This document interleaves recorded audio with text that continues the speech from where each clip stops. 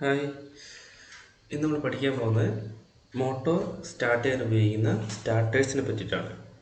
Okay, സ്റ്റാർട്ടേഴ്സിനെ പറ്റിയിട്ട് അതിൽ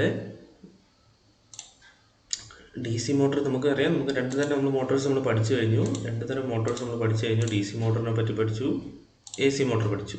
D C motor പഠിച്ചു, ത്രീ ഫേസ് ഇൻഡക്ഷൻ മോട്ടോഴ്സ് പഠിച്ചു. അപ്പോൾ ഇത് രണ്ട് എങ്ങനെ സ്റ്റാർട്ട് ചെയ്യാം എന്നുള്ളതാണ്. എങ്ങനെ സ്റ്റാർട്ട് ചെയ്യാൻ നമുക്ക് സ്റ്റാർട്ടേഴ്സ് ഉപയോഗിച്ചിട്ടാണ് ഇത് സ്റ്റാർട്ട് ചെയ്യാറ്. അപ്പോൾ ആ സ്റ്റാർട്ടറിനെ പറ്റിയിട്ടാണ് നമ്മൾ പഠിക്കുന്നത്. അപ്പോൾ ഡി സി മോട്ടോർ സ്റ്റാർട്ട് ചെയ്യാൻ വേണ്ടി നമുക്ക് പഠിക്കാനുള്ളത്, നമ്മുടെ സിലബസിൽ പഠിക്കാനുള്ളതാണ് 3 പോയിൻറ്റ് സ്റ്റാർട്ടർ. അതേപോലെ 2 പോയിൻറ്റ് സ്റ്റാർട്ടർ, 4 പോയിൻറ്റ് സ്റ്റാർട്ടറൊക്കെ ഉണ്ട്. പക്ഷെ നമുക്ക് പഠിക്കാനുള്ളത് 3 പോയിൻറ്റ് സ്റ്റാർട്ടറാണ്. 3 പോയിൻറ്റ് എല്ലാ വർഷവും എല്ലാ ക്വസ്റ്റ്യൻ പേപ്പറിലും ഉള്ളൊരു ക്വസ്റ്റ്യനാണ് 3 പോയിൻറ്റ് സ്റ്റാർട്ടറിനെ പറ്റിയിട്ട്.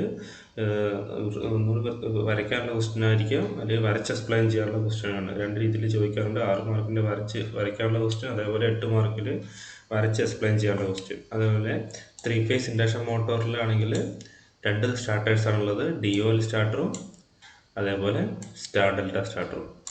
ഓക്കെ, ഇതിനകത്ത് നമുക്ക് ഏറ്റവും പ്രധാനപ്പെട്ടാണ് 3 പോയിൻറ്റ് സ്റ്റാർട്ടർ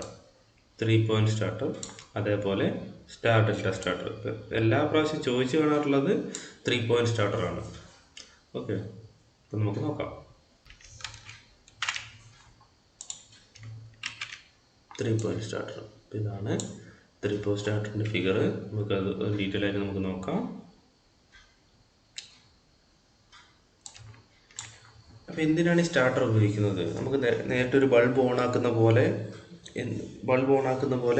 മോട്ടർ ഓണാക്കാൻ പോരെ അല്ലേ? ബൾബ് നമ്മൾ വീട്ടിലുള്ള ബൾബ് ഓണാക്കുന്ന പോലെ ഡയറക്റ്റ് ഒരു സ്വിച്ച് വെച്ച് ഓണാക്കിയാൽ മതിയോ അല്ലേ? എന്തിനാണ് അതിനിടയ്ക്ക് സ്റ്റാർട്ടർ എന്ന് പറയുന്ന ഒരു സംഭവം? എന്തിനാണല്ലേ? അതാണ് നമുക്ക് അറിയേണ്ടത്. എന്തിനാണെന്നുള്ളത് നമ്മൾ അറിഞ്ഞിരിക്കണം. നമുക്കൊരു ലൈറ്റ് ഓണാക്കുന്ന പോലെ സിമ്പിളായിട്ട് ഒരു സ്വിച്ച് ഉപയോഗിച്ച് നമുക്ക് മോട്ടർ ഓണാക്കാൻ സാധിക്കില്ല.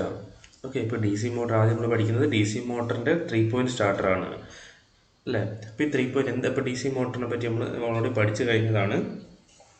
അപ്പോൾ എന്തിനാണ് ഈ ഇതിനകത്ത് ഇങ്ങനെ ഒരു കാര്യം, ഇങ്ങനെ ഒരു മോട്ടറിൻ്റെ ഇങ്ങനെ ഒരു സ്റ്റാർട്ടറിൻ്റെ ആവശ്യം എന്താണ് അല്ലേ? അതാണ് നമ്മൾ നോക്കുന്നത്. എന്തിനാണ് ഇങ്ങനെ ഒരു മോട്ടറിൻ്റെ ആവശ്യം? അപ്പോൾ നമുക്ക് നോക്കാം. ഇവിടെ മോട്ടർ നമുക്ക് കാണാം. ഇതാണ് ഇവിടെ മോട്ടർ. നമുക്ക് മോട്ടറിൻ്റെ ഭാഗം മാത്രം കാണാം, ഹൈലൈറ്റ് ചെയ്ത് കാണിച്ച്. ഇതാണ് മോട്ടർ അല്ലേ? മോട്ടറിൽ എന്തുണ്ട്? ഒരു ആർമേച്ചർ ഉണ്ട്. ഇതാണ് ആർമേച്ചർ. ഇത് മോട്ടറിൻ്റെ ആർമേച്ചറാണ്. ഈ കാണുന്നത്. ഇത് മോട്ടറിൻ്റെ ആർമേച്ചർ. അതേപോലെ ഇത് മോട്ടറിൻ്റെ ഫീൽഡ്. മോട്ടറിൽ രണ്ട് സാധനത്തുണ്ട് അല്ലേ? ആർമേച്ചറുണ്ട്, ഫീൽഡുണ്ട്. രണ്ട് പ്രധാനപ്പെട്ട ആൾക്കാരാണ് ആർമേച്ചറും ഫീൽഡും. ഈ രണ്ടുണ്ടെങ്കിൽ വർക്കുകൾ മോട്ടറിൻ്റെ പ്രിൻസിപ്പിളൊക്കെ നമ്മളോട് പഠിച്ചു കഴിഞ്ഞാണ്. അപ്പോൾ എന്തിനാണ് ഈ സ്റ്റാർട്ടർ ഡയറക്റ്റ് എന്തുകൊണ്ട് സപ്ലൈയിലേക്ക് കണക്ട് ചെയ്യുന്നില്ല? അതെന്താണ് നമുക്ക് ജസ്റ്റ് ഒന്ന് നോക്കാം. അതായത് നമ്മൾ ഡി സി മോട്ടറിൻ്റെ കേസിൽ ഡി സി മോട്ടർ മാഗ്നറ്റിക് ഫീൽഡിൻ്റെ ഉള്ളിൽ ആണ് ആർമേച്ചർ വെച്ചിരിക്കുന്നത്. ആർമേച്ചറിലേക്ക് സപ്ലൈ കൊടുക്കുമ്പോൾ മാഗ്നറ്റിക് ഫീൽഡിലുള്ള ഒരു കണ്ടക്ടറിലേക്ക് കറണ്ട് ഒഴുകുമ്പോൾ ആ കണ്ടക്ടറിലൊരു ഫോഴ്സ് അനുഭവപ്പെടും. ആ ഫോഴ്സ് മൂലമാണ് ഈ മോട്ടറിൻ്റെ റോട്ടർ ആർമേച്ചർ എന്ന് പറയുന്ന ഭാഗം കറങ്ങുന്നത്. ഈ ആർമേച്ചർ മാഗ്നറ്റിക് ഫീൽഡിലാണ് കറങ്ങുന്നത്. മാഗ്നറ്റിക് ഫീൽഡിൽ വെച്ചുകൊണ്ട് തന്നെ ഫോഴ്സ് ഉണ്ടായി. ആ ഫോഴ്സ് കാരണം ഇത് മാഗ്നറ്റിക് ഫീൽഡിൻ്റെ ഉള്ളിൽ കറങ്ങുകയാണ്. മാഗ്നറ്റിക് ഫീൽഡിൻ്റെ ഉള്ളിൽ കറങ്ങുമ്പോൾ ഉള്ളൊരു പ്രശ്നം എന്ന് വെച്ചിട്ടുണ്ടെങ്കിൽ അവിടെ ഇലക്ട്രോമാഗ്നറ്റിക് ഇൻഡക്ഷൻ നടക്കും. ഒരു മാഗ്നറ്റിക് ഫീൽഡിൽ ആർമേച്ചർ എന്ന് പറയുന്നത് കണ്ടക്ടേഴ്സ് കറങ്ങുമ്പോൾ ഓൾറെഡി അവിടെയുള്ള ഫ്ലക്സ്, മാഗ്നറ്റിക് ഫീൽഡിൽ നിന്ന് മാഗ്നറ്റിക് ഫ്ലക്സ് ഇങ്ങനെ ഫ്ലോ ചെയ്യുന്നുണ്ടല്ലേ? ആ ഫ്ലക്സിൽ ഈ ആർമേച്ചർ കട്ട് ചെയ്യുകയും ഈ ആർമേച്ചറിലൊരു EMF ഇൻഡ്യൂസ് ചെയ്യപ്പെടുകയും ചെയ്യും. ജനറേറ്ററിലെ എന്ന പോലെ തന്നെ ഇതിനകത്ത് ഒരു EMF ഇൻഡ്യൂസ് ചെയ്യപ്പെടുകയും ചെയ്യും. അതിനെ നമ്മൾ വിളിക്കും, അങ്ങനെ ഉണ്ടാകുന്ന EMFൻ്റെ പേര് വിളിക്കും back EMF, EB. Back EMF ഉണ്ടാവുകയാണ്. ഈ ബാക്ക് EMF നമുക്ക് ജനറേറ്ററിൽ എന്ന പോലെ എടുത്ത് ഉപയോഗിക്കാൻ പറ്റില്ല. ഇത് ആർമേച്ചറിൽ ഉണ്ടാകുന്ന ഒരു വോൾട്ടേജ് ആണ്. ഈ വോൾട്ടേജ് എന്ന് പറയുന്നത് നമ്മൾ കൊടുക്കുന്ന വോൾട്ടേജ് ആണ് V. നമ്മൾ കൊടുക്കുന്ന വോൾട്ടേജ് ടെർമിനൽ വോൾട്ടേജ് V. ഇവിടെ നമ്മൾ കൊടുക്കുന്ന വോൾട്ടേജ് സപ്ലൈ വോൾട്ടേജ് എന്ന് പറയും V ആണ്. ഇതിനൊരു ഓപ്പോസിറ്റ് എന്ന രീതിയിലാണ് ഈ വോൾട്ടേജ് ഉണ്ടാവുക. ഓക്കെ, അപ്പോൾ നമുക്ക് ജസ്റ്റ് ഒരു ഇക്വേഷൻ എഴുതാം. EB = V minus IARA. V minus ഉണ്ടാവുന്ന EMF = നമ്മൾ കൊടുക്കുന്ന വോൾട്ടേജ് V കുറയ്ക്കണം.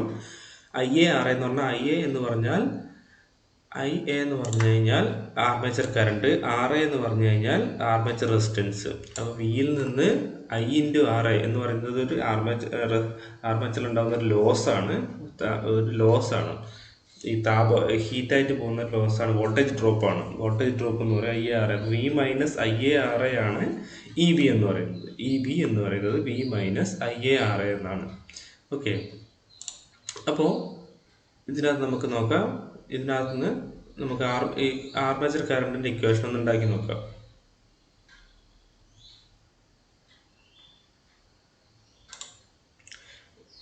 ഇതിൽ നിന്ന്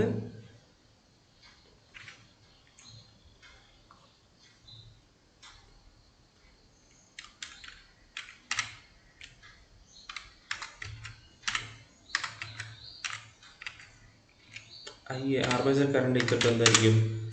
ആർമേച്ചർ കറണ്ട് ഈക്വൽ ടു എന്താണ്?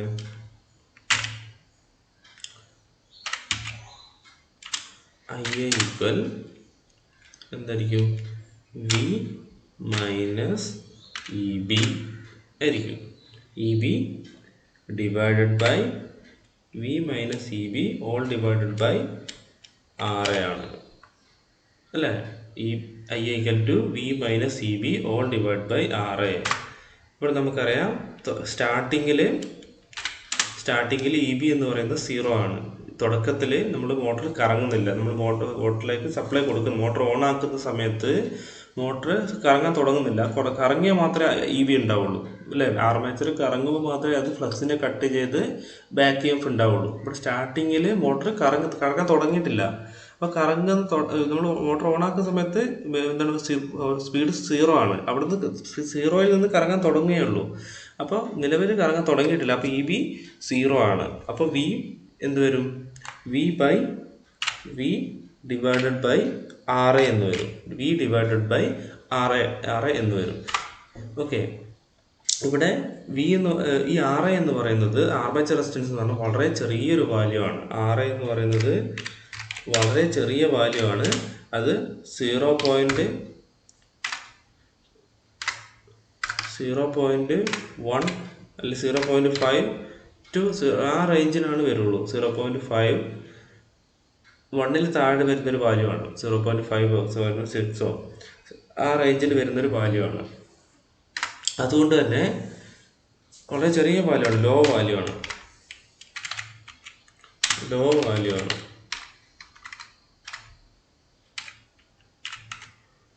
അതുകൊണ്ട് തന്നെ എന്ത് സംഭവിക്കും?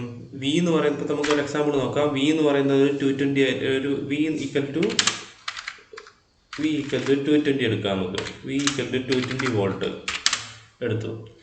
അങ്ങനെയാണെങ്കിൽ വി ഈക്വൽ ടു 220. ആർ എന്ന് പറയുന്നത് വളരെ ചെറിയൊരു വാല്യൂ ആണ്. ആർ എന്ന് പറയുന്നത് നമുക്ക് ഇക്വേഷൻ ആർ എങ്ങനെ വരും? അല്ല, ഐ എ എങ്ങനെ എഴുതാം? I A equal 220 divide by 0.5 എത്ര വരിക? 440 വരും. 440 ആംപിയർ വരും അല്ലേ? 440 ആംപിയർ. ഈ 440 ആംപിയർ എന്ന് പറഞ്ഞാൽ എന്താണ്? വലിയൊരു സംഖ്യ അല്ലേ? 440 ആംപിയർ എന്ന് പറഞ്ഞാൽ വലിയൊരു കറണ്ട് എന്ന് പറഞ്ഞപ്പോൾ ഈ മോട്ടറിൻ്റെ റേറ്റഡ് കറണ്ട് ഒരു 20 ആയിരിക്കും. ഈ കറണ്ട് ഉണ്ടാവുള്ളൂ. റേറ്റഡ് കറണ്ട് എന്ന് പറഞ്ഞാൽ അതിനകത്തേക്ക് ഒഴുകാൻ റേറ്റഡ് കറണ്ട് എന്ന് പറഞ്ഞാൽ അതിനകത്തേക്ക് അത്ര കറണ്ടേ ഒഴുകാൻ പാടുള്ളൂ. അതിൽ കൂടുതൽ കറണ്ട് ഒഴുകിക്കഴിഞ്ഞാൽ അതിൻ്റെ ആർമേച്ചർ കത്തിപ്പോവും. ഇവിടെ നോക്ക്, നമുക്ക് സ്റ്റാർട്ടിങ്ങിൻ്റെ സമയത്ത് നമുക്ക് ആർമേച്ചറിലൂടെയുള്ള കറണ്ട് എത്ര കിട്ടിയേക്കുന്നത്? 440 ആംപിയറാണ് കിട്ടിയിരിക്കുന്നത്. അത് ഇതിൻ്റെ ഒരു എത്ര ഇരട്ടി വരും അല്ലേ? 20 ഇരട്ടിയോളം വരും. 20 ഇരട്ടിയോളം വരുന്നുണ്ട്. അപ്പോൾ അത്രയും കറണ്ട് ഒഴുകിക്കഴിഞ്ഞാൽ എന്ത് സംഭവിക്കുക? സ്വാഭാവികമായിട്ടും ആർമേച്ചർ കത്തിപ്പോവും അല്ലേ? ആർമേച്ചർ കത്തിപ്പോവും. അപ്പോൾ ഇത് ഒഴിവാക്കാൻ വേണ്ടിയിട്ടാണ് നമ്മൾ സ്റ്റാർട്ടിങ്ങിൻ്റെ സമയത്ത് മാത്രമേ ഈ കറണ്ടിൻ്റെ പ്രശ്നം വരുന്നുള്ളൂ. ഇത് മോട്ടർ റൺ ചെയ്ത് തുടങ്ങിക്കഴിഞ്ഞാൽ പ്രശ്നമില്ല. അപ്പോൾ ആരുണ്ടാവും? ഡെവലപ്പ് ചെയ്യും. ഇ ബി ഡെവലപ്പ് ചെയ്യും. ബാക്ക് ഇ എം എഫ് ഇത് കറങ്ങി തുടങ്ങിക്കഴിഞ്ഞാൽ അപ്പോൾ തന്നെ ബാക്ക് ഇ എം എഫ് ഉണ്ടാവും. ബാക്ക് ഇ എം എഫ് ഉണ്ടായിക്കഴിഞ്ഞാൽ നമുക്ക് എന്ത് ചെയ്യാൻ പറ്റും? ഇത്രയും ഐ എ കുറയും. ഐ എ കുറഞ്ഞ് നോർമലിലേക്ക് വരും ബാക്ക് ഇ എം എഫ് ഉണ്ടായിക്കഴിഞ്ഞാൽ. ഓക്കെ, കാരണം നമുക്ക് ഇക്വേഷൻ നമുക്കറിയാം. I equal to V minus E B ആണ്. ഓക്കെ, അപ്പോൾ ഇ ബി 0 ആവുന്ന സമയത്ത് മാത്രമേ ഇത്രയും വലിയ ആംപിയർ വരുന്നുള്ളൂ. ഇ ബി ഉണ്ടായി തുടങ്ങിക്കഴിഞ്ഞാൽ എന്ത് ചെയ്യും? വി മൈനസ് ഇ ബി ആണ്. അപ്പം മുകളിലുള്ള നമ്മൾ ഇക്വേഷനിൽ മുകളിലുള്ള ഭാഗം ഈ ഭാഗം കുറയും. ഈ ഭാഗം 220 മൈനസ് ഇ ബി എന്ന് വരും. 220 മൈനസ് ഇ ബി എന്ന് വരും. ഇ ബി എന്ന് വരും അല്ലേ. 220 മൈനസ് ഇ ബി ആവും. അപ്പോൾ നമുക്ക് എന്ത് ചെയ്യാൻ പറ്റും? ഈ വാല്യൂ 440 എന്നുള്ളത് റെഡ്യൂസ് ചെയ്യും. 440 എന്നുള്ളത് റെഡ്യൂസ് ചെയ്തോളും. അപ്പോൾ തുടക്കത്തിൽ മാത്രമാണ് ഈ പ്രശ്നം. അപ്പോൾ തുടക്കത്തിൽ സ്റ്റാർട്ടിങ്ങിൻ്റെ സമയത്തുള്ള ഈ ഹൈ കറണ്ട് കുറയ്ക്കണം, അല്ലെങ്കിൽ മോട്ടർ കത്തിപ്പോകും. ആ ഹൈ കറണ്ട് കുറയ്ക്കാൻ വേണ്ടിയിട്ടാണ് എന്ത് ഉപയോഗിക്കുന്നത്? സ്റ്റാർട്ടർ ഉപയോഗിക്കുന്നത്. ഇവിടെ 3 പോയിൻറ്റ് സ്റ്റാർട്ടർ ഉപയോഗിക്കുന്നത്. അപ്പോൾ തുടക്കത്തിൽ എങ്ങനെയെങ്കിലും ഈ ഹൈ കറണ്ട് കുറയ്ക്കണം. മോട്ടർ ഓടിക്കഴിഞ്ഞ് കഴിഞ്ഞാൽ, കറങ്ങി തുടങ്ങിക്കഴിഞ്ഞാൽ സാധാരണ നിലയിലാക്കുകയും വേണം. അപ്പോൾ നമുക്കറിയാം കറണ്ട് കുറയ്ക്കാനുള്ള ഒരു മാർഗ്ഗം എന്ന് പറഞ്ഞാൽ ഡി സി സർക്യൂട്ട് സംബന്ധിച്ച് കറണ്ട് കുറയ്ക്കാനുള്ള ഒരു മാർഗ്ഗം എന്ന് പറഞ്ഞിട്ടുണ്ടെങ്കിൽ റെസിസ്റ്റൻസ് ആണ്.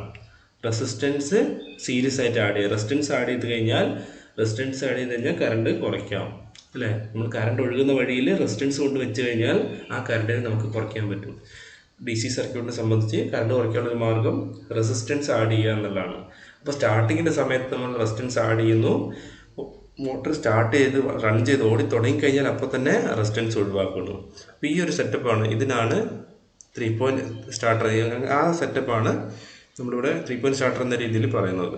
അപ്പോൾ എങ്ങനെ റെസിസ്റ്റൻസ് സ്റ്റാർട്ടിങ്ങിന് മാത്രം ആഡ് ചെയ്യുന്നു, പിന്നീട് ആ റെസിസ്റ്റൻസ് എങ്ങനെ ഒഴിവാക്കുന്നു അല്ലേ എന്നുള്ളത് നമുക്ക് നോക്കാം. അപ്പോൾ നമുക്ക് 3 പോയിൻറ്റ് സ്റ്റാർട്ടർ ഒന്ന് വിശദമായിട്ട് നോക്കാം.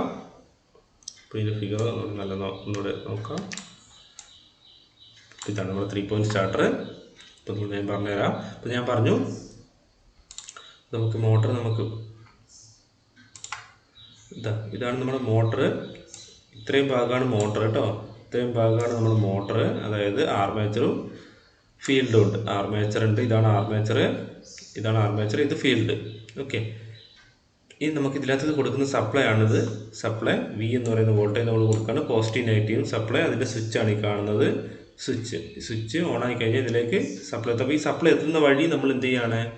സ്റ്റാർട്ടിങ്ങിൻ്റെ സമയത്ത് കറണ്ട് കുറയ്ക്കാൻ വേണ്ടി ഒരു റെസിസ്റ്റൻസ് ആഡ് ചെയ്യാണ്. ഞാൻ പറഞ്ഞു റെസിസ്റ്റൻസ് ആഡ് ചെയ്യാം മോട്ടറിലേക്ക്. ആർമേച്ചറിലേക്കുള്ള, ഇപ്പോൾ ആർമേച്ചർ ഇതാണെങ്കിൽ നമ്മൾ ആർമേച്ചറിലേക്ക് എന്ത് ചെയ്യാണ്? ഇതാണ് ആർമേച്ചർ എങ്കിൽ നമ്മൾ ആർമേച്ചറിലേക്ക് വരുന്ന വഴിക്ക് എന്ത് ആഡ് ചെയ്യും? ആർമേച്ചറിലേക്ക് വരുന്ന വഴിക്ക് നമ്മളൊരു റെസിസ്റ്റൻസ് ആഡ് ചെയ്യാണ്. ആർമേച്ചറിലേക്ക് വരുന്ന വഴിക്ക് റെസിസ്റ്റൻസ് ആഡ് ചെയ്യും. ആർമേച്ചറിൽ കറണ്ട് എത്തുന്ന വഴി ഒരു റെസിസ്റ്റൻസ് ആഡ് ചെയ്യും. അപ്പോൾ ഇതിലേ വരുമ്പോൾ ഈ കറണ്ട് റെസിസ്റ്റൻസിൽ വെച്ച് കുറഞ്ഞോളും. പിന്നെ മോട്ടർ റൺ ചെയ്ത് കഴിഞ്ഞാൽ ഈ റെസിസ്റ്റൻസ് ഇവിടുന്ന് എന്ത് ചെയ്യണം? ഇവിടുന്ന് ഒഴിവാക്കും വേണം. ഓക്കെ. അപ്പോൾ നമ്മൾ മാനുവലായിട്ടൊരു റെസിസ്റ്റൻസ് കൊണ്ട് വെച്ചിട്ട് അത് സർക്യൂട്ടിൽ നിന്ന് എടുത്ത് മാറ്റാനൊന്നും നമുക്ക് സമയമില്ല. അതിനുവേണ്ടിയുള്ളൊരു സെറ്റപ്പ് ഉണ്ടാക്കണം. അതാണ് ഈ സ്റ്റാർട്ടർ. അതാണ് ഈ ഫിഗറിൽ കാണുന്ന സ്റ്റാർട്ടർ. ഓക്കെ. നമുക്ക് നോക്കാം അതെങ്ങനെയാണ് അതിൻ്റെ കാര്യം എന്നുള്ളത്. ഇതാണ് ആർമേച്ചർ. ഈ കാണുന്നതാണ് ആർമേച്ചർ കേട്ടോ. ഈ കാണുന്നതാണ് ആർമേച്ചർ. അപ്പോൾ ഇതിലേക്ക് വരുന്ന ഇതാണ് ആർമേച്ചർ എന്ന് പറയുന്നത്.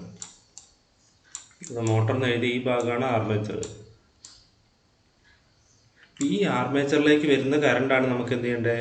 ഇതിലേക്ക് വരുന്ന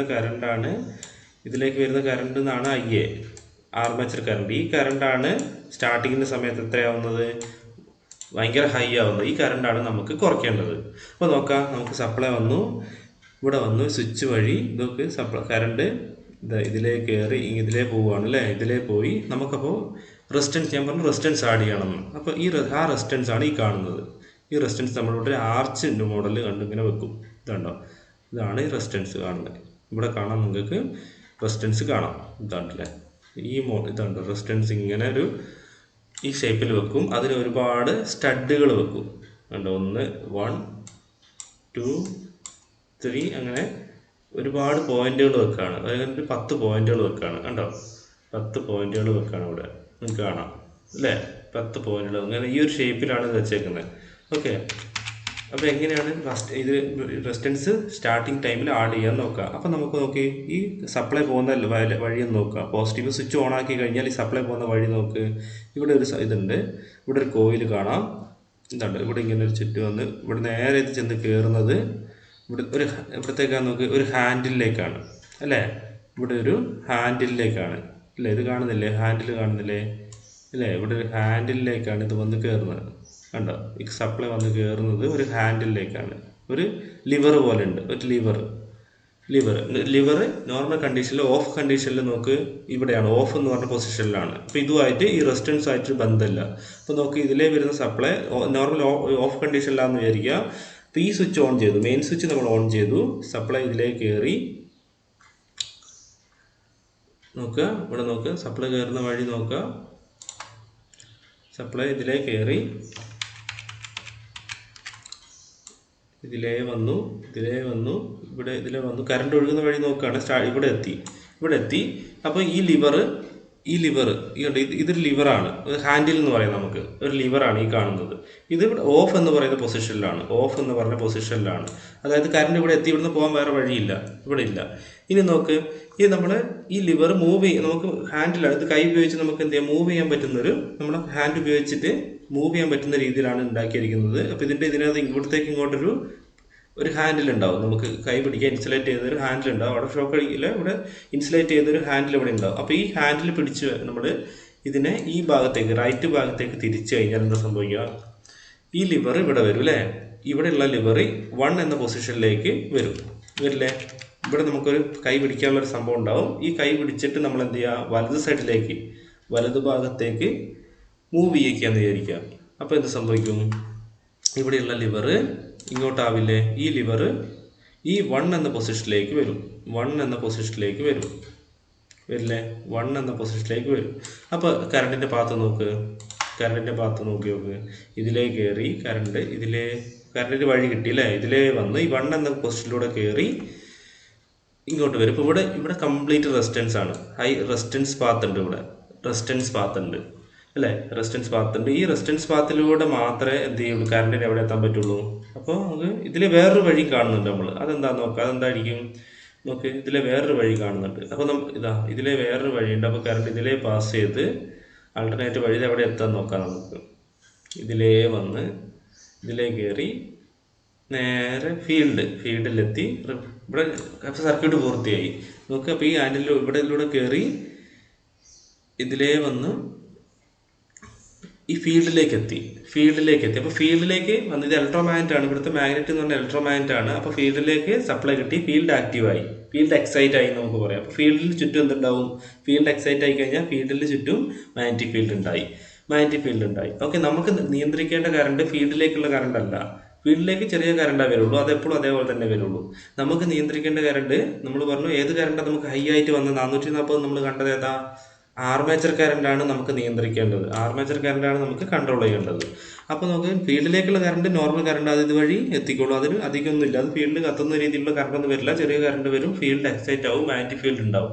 നമുക്കിനി ആർമേച്ചറിലേക്കുള്ള കറണ്ടാണ് നിയന്ത്രിക്കേണ്ടത്. അതുകൊണ്ട് തന്നെ ആർമേച്ചറിന് സീരീസ് ആയിട്ടാണ് ഏതിലേക്കുള്ള കറണ്ടാണോ നിയന്ത്രിക്കേണ്ടത് അതിലേക്കുള്ള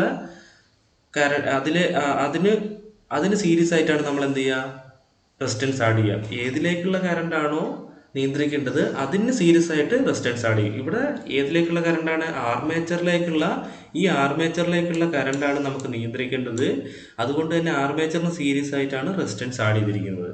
ഓക്കെ, നമുക്ക് ഈ കറണ്ടിൻ്റെ പാത്ത് ഒന്നുകൂടെ നോക്കാം. ഓക്കെ, ഇതിലേ വന്നു, ഇപ്പോൾ ഈ ലിവറിലൂടെ കയറി ഇവിടെ എത്തി, ഈ റെസിസ്റ്റൻസിൻ്റെ ഇവിടെ എത്തി. ഇനി നോക്ക്, ഇത് ഫീൽഡിലേക്കുള്ള കറണ്ട് ഇതുവഴി പോയി. ഇനി ആർമേച്ചറിലേക്ക് കറണ്ട് ഈ റെസിസ്റ്റൻസ് വഴിയാണ് പോകുന്നത്. ഈ റെസിസ്റ്റൻസ് വഴി കറണ്ട് ഇങ്ങനെ കയറി ഈ റെസിസ്റ്റൻസ് വഴിയാണ് കറണ്ട് കയറുന്നത് കേട്ടോ. റെസിസ്റ്റൻസ് വഴി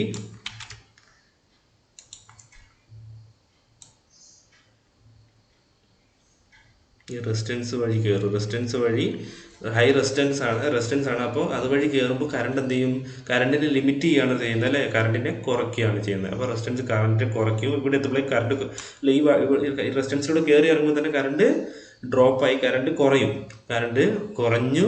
റേറ്റഡ് കറണ്ട് വളരെ ചെറിയ കറണ്ടിലേക്ക് മാറും. ഇപ്പോൾ വലിയ കറണ്ട് 450, ഞാൻ പറഞ്ഞു നമ്മൾ ഹൈ കറണ്ടാണ് സ്റ്റാർട്ടിങ് സമയത്ത് വരുന്നത് അല്ലേ. ഇപ്പോൾ 400 എക്സാമ്പിൾ പറഞ്ഞു 450 ആംബിയറോളം വന്നു എന്ന് പറഞ്ഞു. ഈ 400 ആംബിയർ എന്നുള്ളത് നമ്മൾ ലിമിറ്റ് ചെയ്ത് നമുക്ക് റിക്വയർഡ് ആയിട്ടുള്ള, അപ്പോൾ 20 റേറ്റഡ് ആണെങ്കിൽ 20 ആംബിയറിലേക്ക്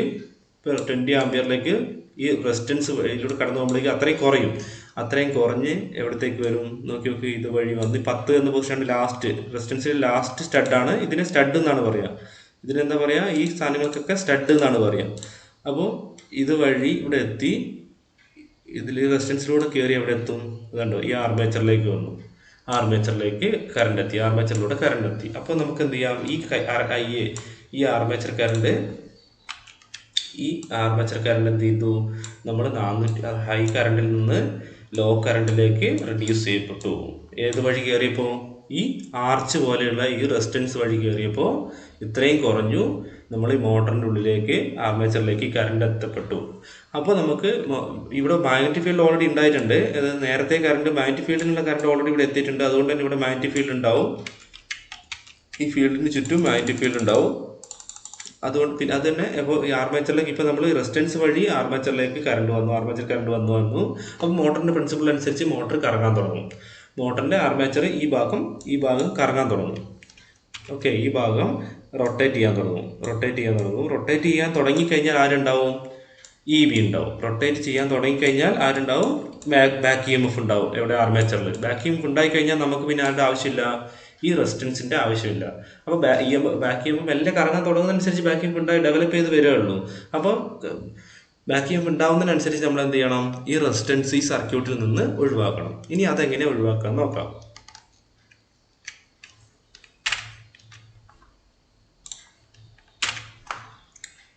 ഇപ്പോൾ നോക്ക്, ഇതുവരെ നമ്മൾ എന്തൊക്കെ നോക്കി?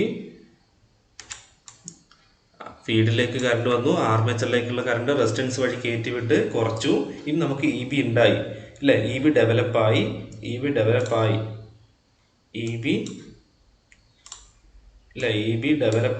അല്ലേ? EB ഉണ്ടായി തുടങ്ങി.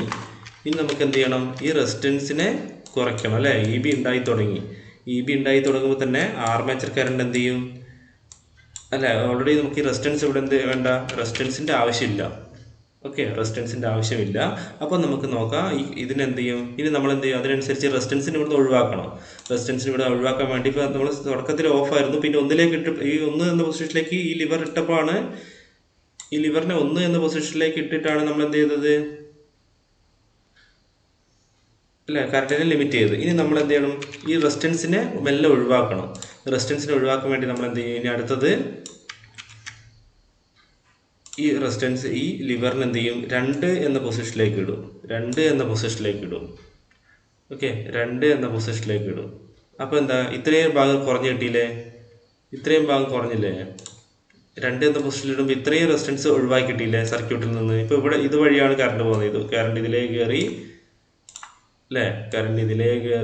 ഇതുവഴിയാണ് ഈ റെസിസ്റ്റൻസ് വഴി ഇവിടെ എത്തും. ഇനി നമ്മൾ എന്ത് ചെയ്യാണ്?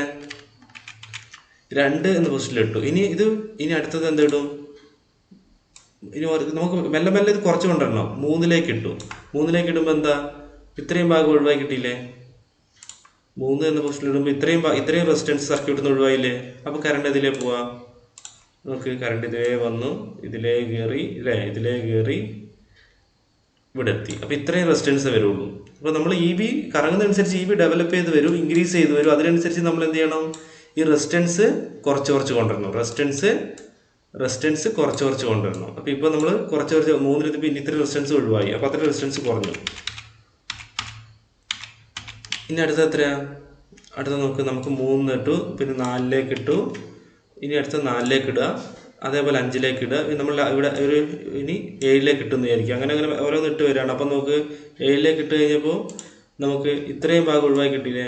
ഇത്രയും റെസിസ്റ്റൻസ് സർക്യൂട്ടിൽ നിന്ന് ഒഴിവാക്കിയില്ല, ഇത്ര റെസിസ്റ്റൻസേ ഉള്ളൂ. അപ്പോൾ അത്രയും റെസിസ്റ്റൻസ് കുറഞ്ഞു. അപ്പോഴത്തേക്കും ഓക്കെ, ഇനി നമുക്ക് 9ലേക്ക് ഇട്ടു. അപ്പോൾ ഇത്രയും റെസിസ്റ്റൻസ് കുറഞ്ഞ് കിട്ടി. ഇത്രയും റെസിസ്റ്റൻസ് സർക്യൂട്ടിലില്ല. നോക്ക്, കറണ്ട് ഇതുവഴിയല്ല പോകുന്നത്. കറണ്ട് പോകുന്ന വഴിയിൽ റെസിസ്റ്റൻസ് ഇല്ല. കറണ്ട് ഇതിലേ കയറി ഇങ്ങനെ വരുന്നത് അല്ലേ? ഇങ്ങനെ വന്ന് തിരിച്ചെത്തി. അപ്പോൾ ഇത്രയും റെസിസ്റ്റൻസ് ഇവിടുന്ന് ഒഴിവായി. ഇത്രയും റെസിസ്റ്റൻസ് ഈ സർക്യൂട്ടിൽ നിന്നേ ഒഴിവായി. അപ്പോൾ റെസിസ്റ്റൻസ് കുറച്ചു. ഇനി നോക്ക്, ലാസ്റ്റ് നോക്ക്, ഇവിടെ 10ലേക്ക് ഇട്ടാൽ അങ്ങനെ ഉണ്ടാവും. ഇത് 10ലേക്ക് ഇട്ട് കഴിഞ്ഞാൽ നോക്ക് 10 എന്ന പൊസിഷനിലേക്ക് ഇട്ടു അവസാനം. അപ്പോൾ ഈ ലിവർ എവിടെ എത്തി? ഇവിടെയുള്ള ലിവർ 1 2 3 4 5 അങ്ങനെ 9 8 9 10ലേക്ക് എത്തി. 10 എന്ന പൊസിഷനിലേക്ക് വെച്ചു. അപ്പോൾ നോക്ക്, കറണ്ട് എങ്ങനെയാണ് പോവുക? കറണ്ടിൻ്റെ പാത്ത് നോക്കുക. ഇതിലേക്ക് കയറി അല്ലേ? കറണ്ടിൻ്റെ പാത്ത് നോക്കിക്കഴിഞ്ഞാൽ നമുക്ക്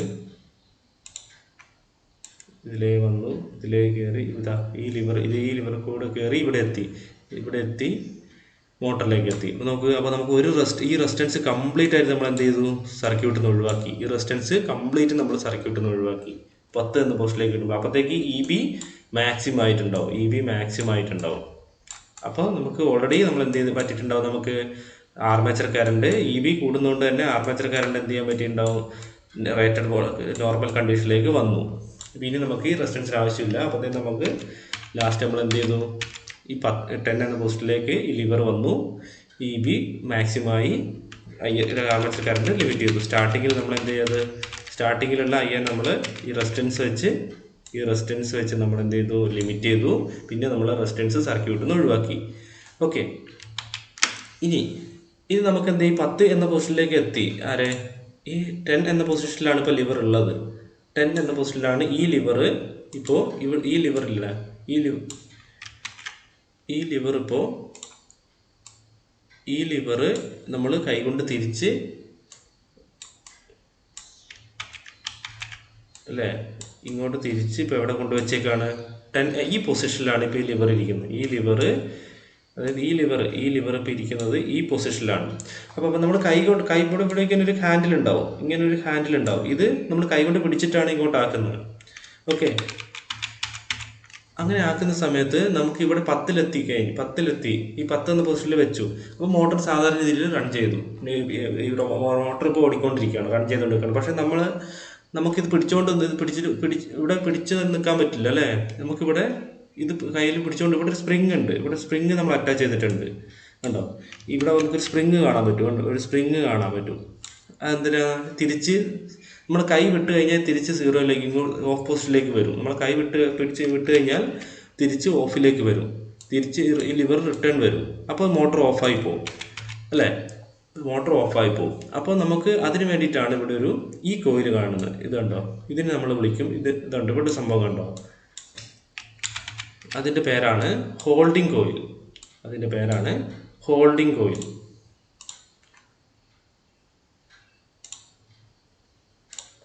ഹോൾഡിംഗ് കോയിൽ എന്ന് പറയും. അതായത് ഇവിടെ നോക്കാം, നമുക്ക് മനസ്സിലായി. നമ്മൾ ഇതിലെ കറണ്ട് പാസ് ചെയ്യുന്ന സമയത്ത്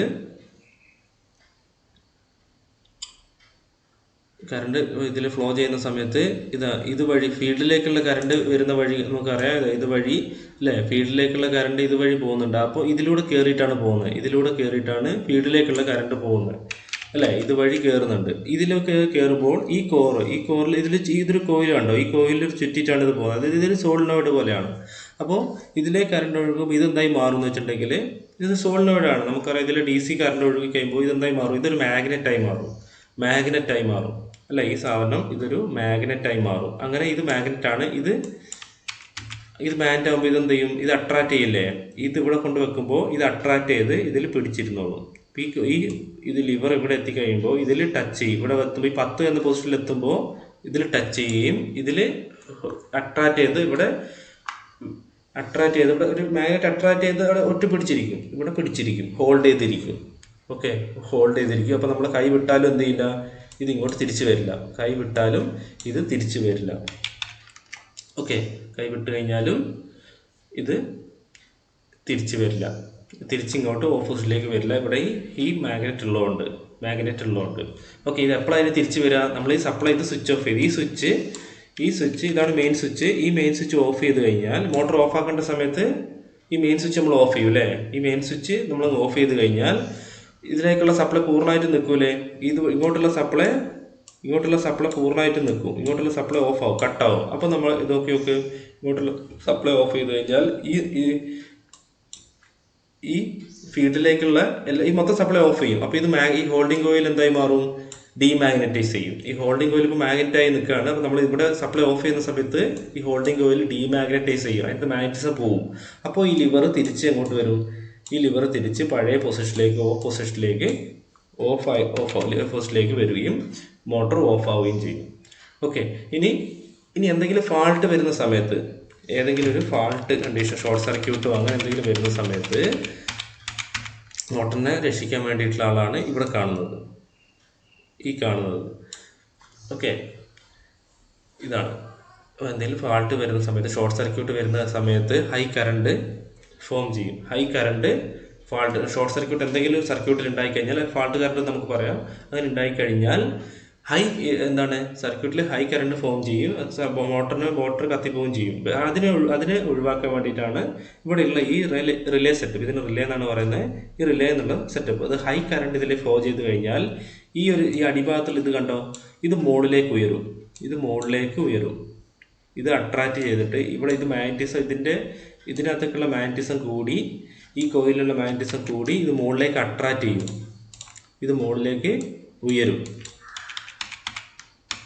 ഈ അടിയിലുള്ള ഈ ഭാഗം മുകളിലേക്ക് ഉയരും. അപ്പോൾ ഇത് രണ്ടും ഇവിടെ ഇത് മുകളിലേക്ക് ഉയർന്നത് എന്താ സംഭവിക്കുക? ഇത് തമ്മിൽ ഷോർട്ട് ആവും. ഇത് മുകളിലേക്ക് ഉയർന്നത് ഈ രണ്ട് ലൈൻ തമ്മിൽ ഷോർട്ട് ആവും. ഇത് എവിടെ കണക്ട് ചെയ്തേക്കുന്നത്? ഈ ഹോൾഡിംഗ് കോയിൽ എന്ത് ചെയ്യും? ഷോർട്ട് ആവും. ഇത് തമ്മിൽ ഷോർട്ട് അല്ല, കണ്ടോ? ഇത് രണ്ടും ഷോർട്ട് ആയി കഴിഞ്ഞാൽ ഇത് രണ്ടും ഇങ്ങനെ ഷോർട്ട് ആവുന്നതിന് തുല്യമാണ്. ഇങ്ങോട്ടാണ് കണക്ട് ചെയ്തത്, കണ്ടില്ലേ? അപ്പം ഇത് ഷോർട്ട് ആവും. നോക്ക്, ഇത് ഈ കോയിൽ ഷോർട്ട് ആവും. ഷോർട്ട് ആവുക എന്ന് പറഞ്ഞിട്ടുണ്ടെങ്കിൽ എന്താ? ഷോർട്ട് സർക്യൂട്ട് ആവുക എന്ന് പറഞ്ഞാൽ അതിനകത്തേക്കുള്ള കറണ്ട് സപ്ലൈ കട്ടാവും എന്ന് പറയുന്ന പോലെയാണ്. ഷോർട്ട് സർക്യൂട്ടായി. അപ്പോൾ ഈ ഹോൾഡിംഗ് കോയിലുള്ള മാഗ്നറ്റിസം പോകും. ഇത് കട്ടായി. ഇതിലേക്കുള്ള ഇത് കറണ്ട് കട്ടാവുകയും ഇതിലുള്ള മാഗ്നറ്റിസം ഡീമാഗ്നറ്റൈസ് ആവുകയും ചെയ്യും. അപ്പോൾ ഇവിടെ ഇരിക്കുന്ന ലിവർ ഇവിടെ മോട്ടോർ വർക്ക് ചെയ്തുകൊണ്ടിരിക്കുമ്പോൾ ലിവർ ഇവിടെയല്ലേ ഇരിക്കുന്നത്? ഈ ഹോൾഡിംഗ് കോയിലിൽ ഒട്ടി ഇങ്ങനെ ഇരിക്കുകയാണ് അല്ലേ? ഇത് വർക്ക് ചെയ്തുകൊണ്ടിരിക്കും. പെട്ടെന്ന് ഹൈ കറണ്ട് വരികയും ഇപ്പോൾ ഫാൾട്ട് കണ്ടീഷൻ ഷോർട്ട് സർക്യൂട്ട് വരികയാണെങ്കിൽ ഇതിൻ്റെ മാഗ്നറ്റിസം പോകും. അപ്പോൾ ഈ മാഗ്നറ്റിസം പോയി കഴിഞ്ഞാൽ ഉടനെ ഈ ലിവർ എന്ത് ചെയ്യും? പഴയ പൊസിഷനിലേക്ക് വരും, പൊസിഷനിലേക്ക് വരും. കാരണം ഇവിടെ സ്പ്രിങ് ഉള്ളതുകൊണ്ട് ഇവിടെ സ്പ്രിങ് ലോഡ് ചെയ്തിരിക്കുകയാണ്. അപ്പോൾ ഇവിടെ ഈ മാഗ്നറ്റിസം പോയി കഴിഞ്ഞാൽ ഇതിൻ്റെ അട്രാക്ഷൻ പോകും. ഉടനെ ഈ ലിവർ തിരിച്ച് ഓഫ് പൊസിഷനിലേക്ക് വരും. ഓക്കെ, അങ്ങനെ മോട്ടറിന് നമുക്ക് എന്ത് ചെയ്യാം? ഫാൾട്ട് ഹൈ കറണ്ടിൽ നിന്ന് സംരക്ഷിക്കാൻ പറ്റും. അതിനുള്ള സർക്യൂട്ടാണ് ഇവിടെ ഈ അടിഭാഗത്ത് കാണുന്നത്. ഓക്കെ, ഇതെന്തിനു വേണ്ടിയിട്ടുള്ളതാണ്? ഇതിനെ നമുക്ക് ആ ലിവറിനെ ഹോൾഡ് ചെയ്യാൻ വേണ്ടിയിട്ട് ഈ 10 എന്ന പൊസിഷനിൽ ഹോൾഡ് ചെയ്ത് വെക്കാൻ വേണ്ടിയിട്ടുള്ള ഹോൾഡിംഗ് കോയിലാണ്. ഇത് ഫാൾട്ട് കറണ്ടിൽ നിന്ന് രക്ഷിക്കാൻ വേണ്ടിയിട്ടുള്ള റിലേ സർക്യൂട്ടാണ്. ഓക്കെ, ഇനി ഇവിടെ ഈ സർക്യൂട്ടിൽ